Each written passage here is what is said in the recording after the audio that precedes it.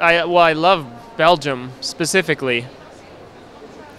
I love Antwerp, and I was in Brussels, and really enjoying my time here. The new book, Habibi, it just came out.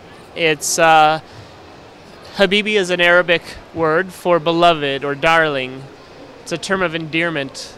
Usually a mother will address her son that way, or it's used between lovers. But at the core of the story is a love story, a complicated love story between two child slaves. And they inhabit this sort of 1001 Nights sort of landscape of camels and caravans and deserts and harems and palaces. But that's mashed up with a lot of contemporary themes around water crisis and sexuality and religion. Mostly because my previous book, Blankets, was an autobiography or a memoir, and I was really sick of drawing myself and drawing these very realistic, mundane, Midwestern things. I wanted to draw something either fantastical or something with a broader worldview, like some social, political relevance. And Habibi met in the middle of both of those desires.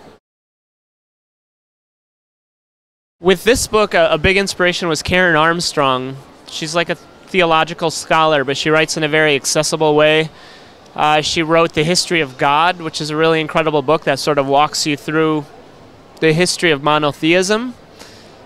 She was a big inspiration. Arundhati Roy, the Indian writer who did God of Small Things, has also wrote some nonfiction work like Power Politics, and a lot of those ideas in sort of her studies of dams and the effects they have in India really inspired me. So a lot of nonfiction work was what fueled this book.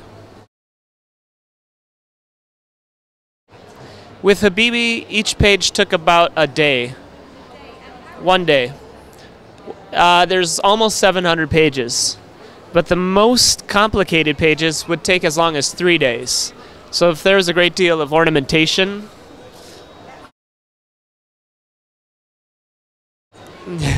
I spent 4 years drawing the book, 4 solid years. I had about 2 weeks of work before I left for book tour, where I started on 3 new books. But now I've been touring for 2 months on the road, and my new projects are like little neglected pets back at home waiting for me at the drawing table. So I'll be finishing book tour in a couple of weeks and going back home and having like a month or two to just be at home and work on new books.